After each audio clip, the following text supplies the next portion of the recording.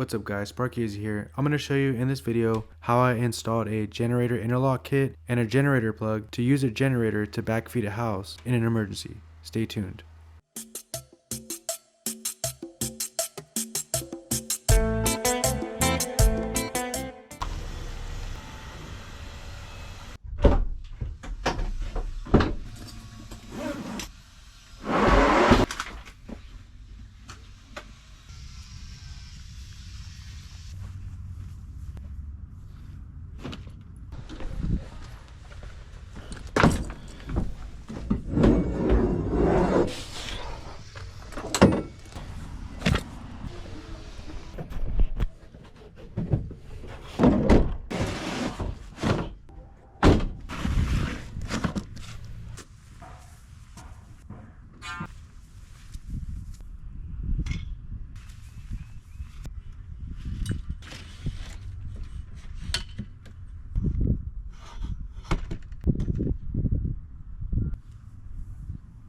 Alright guys, welcome back. So today I'm going to show you how I'm going to install a 50 amp generator inlet.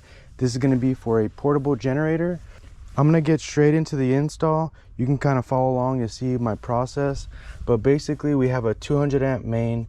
I'm going to put a generator breaker and interlock kit. In the event that there's ever an emergency, the main can get shut off and then we can backfeed the house with a temporary generator. I'm going to be using this generator inlet. I'll link down below on where I got this. And if you look inside my new Milwaukee crate, we have a generator interlock kit. This is made from the company Interlock Kit. I'll link it down below as well. And they make it for every single panel. So you can go online and kind of type in what kind of panel you have and then they'll send you the correct kit. If they don't have the kit, I believe they can custom make them for you. You just got to reach out to them.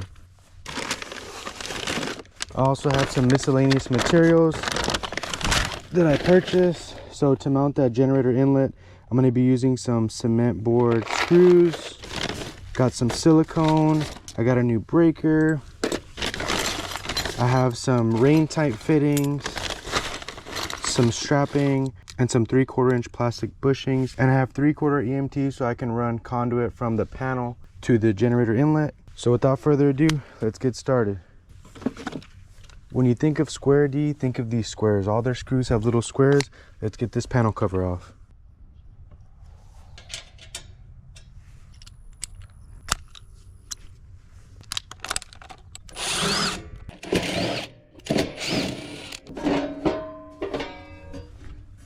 Alright guys, so I think the first thing I'm going to do is install the interlock kit onto the panel cover.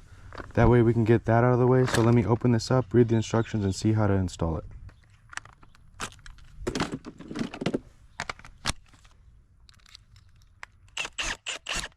Alright, so this 50 amp generator breaker needs to be on the top right. So I'm going to go ahead and move these breakers down so I can get this installed. Oh, and then I need to remove these two in order to get that breaker retainer piece on. So let's shut off this, this, and this. And I'll remove these breakers. I also want to remind you guys that this should be done by a qualified person or your local electrician.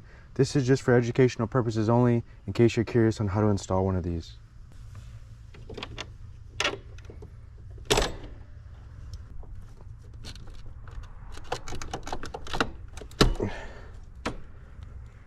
I'm going to remove that breaker for now.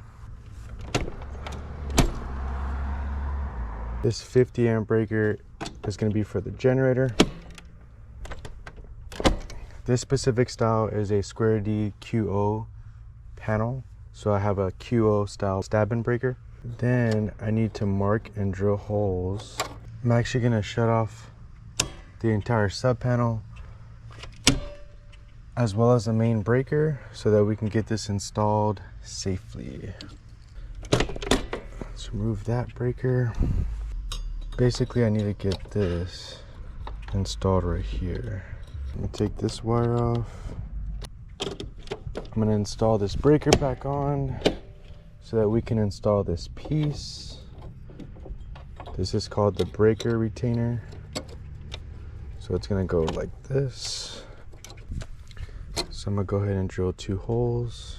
This neutral is slightly in the way, so I'm going to try to pull it back so I can drill this hole. And I'm just using the drill bit that was provided in the kit, just so you guys know, as far as size.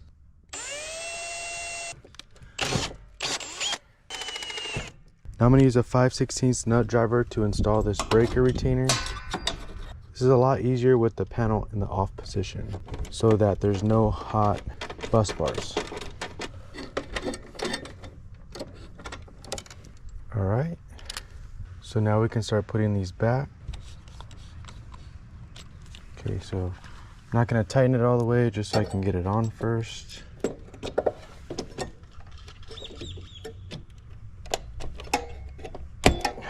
Okay, breaker retainer's on. Let me re-tighten these wires.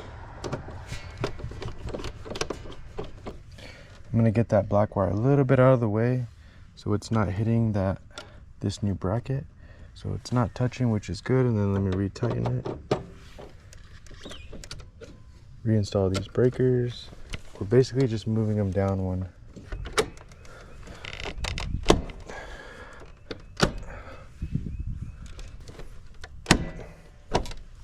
Okay, we're going to move the neutral out of the way, so when I put the panel cover on, it's not going to affect anything. Keep in mind that these are hot right now from the utility slash breaker. So I'm going to re-energize it now so that the customer can have power. Breaker on, on, on, on, on. Gotta take these bolts apart on this kit. So once I take these bolts off, I'm gonna put it on the panel so I know where to drill the holes. These nuts and bolts are taken apart, so now I need this part with the sticky tape so I know where to drill these holes. And this should be the same size. So this piece is gonna be going right here. Alright guys, so as I was recording this video, they started doing construction behind me, so the rest of the video I'm going to be doing a voiceover. One of the most important things when installing a generator is preventing backfeeding onto the grid, which is why we use an interlock kit. Without an interlock kit, if your generator is powering your panel and utility power comes back on, electricity can feed backward into the grid. This could potentially electrocute utility workers, and it can damage your generator and appliances. So that's why you need to have an interlock kit on every generator install. The interlock kit eliminates this hazard because it mechanically prevents your main breaker and generator breaker from being on at the same time.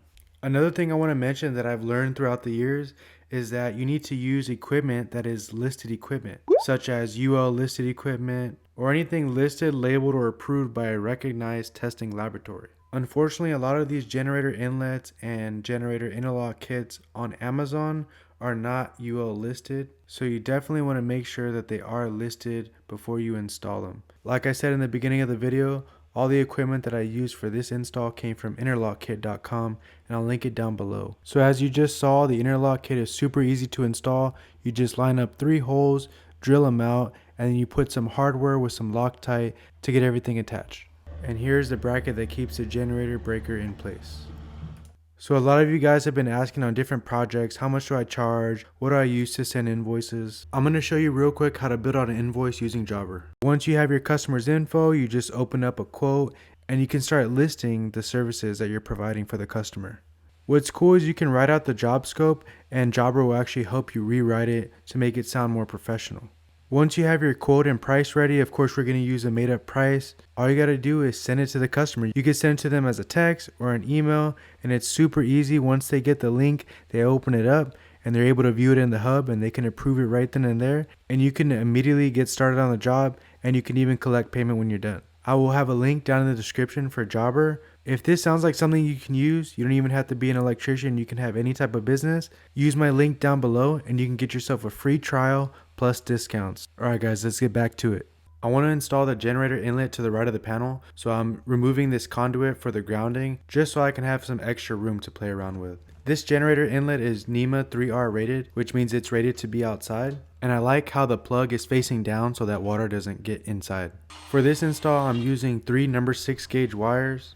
with the number 10 ground, so we're going to use a 3/4 inch EMT conduit that's rated outside. Underneath the panel there's already some pre-knockouts, so I'm going to knock it out to 3/4 on the bottom of the panel and 3/4 inch on the side of the inlet box. So whenever I can, when I'm outside, I always try to penetrate on the side of a box instead of the top to prevent water from getting into an enclosure or a panel.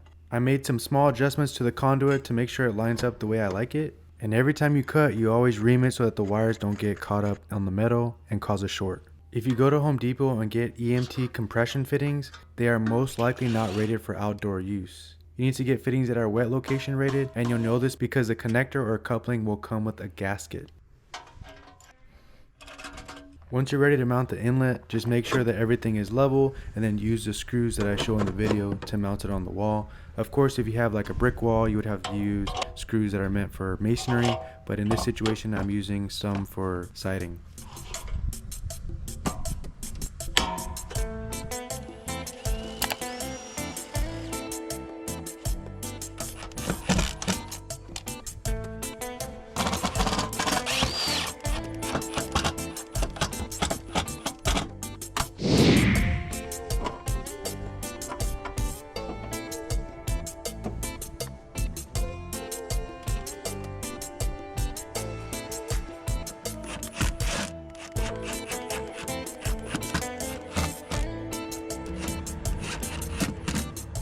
For the generator inlet, I removed the screws and I put some silicone on there just to prevent water from getting in. I also went back and filled up any holes that I saw that didn't have silicone.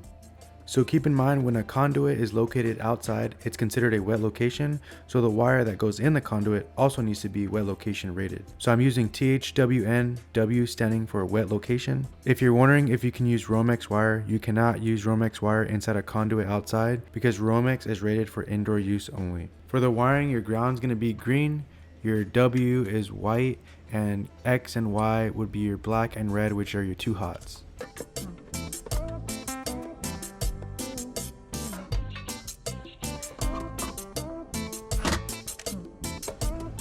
For wiring on the panel, it's going to be the same exact thing. Green's going to be your ground, white's going to be your neutral, and the black and red are going to be your two hots that are going to land on the 50 amp generator breaker. The Interlock kit comes with a bunch of stickers that you can place all around the panel, so read all the stickers and decide where the best spot to put them is.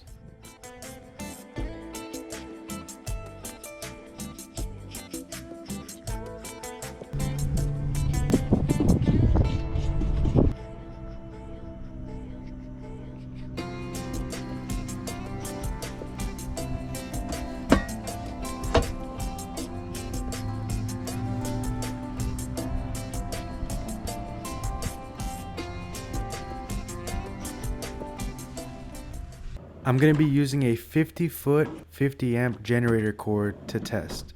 So here is a house with utility power on. And we're going to simulate a power outage by shutting off all the breakers, even the main.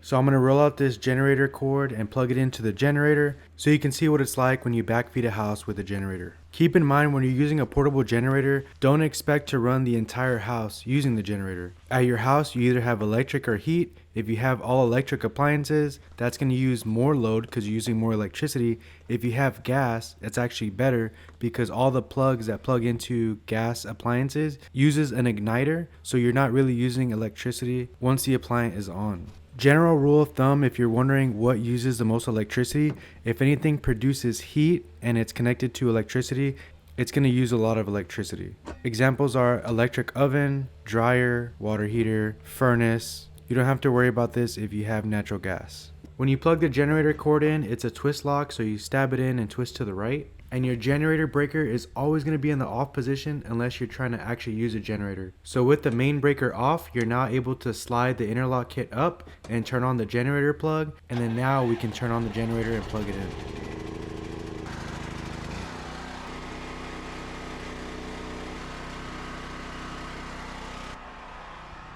Now we can turn on the circuits that won't exceed the generator rating and then go verify inside.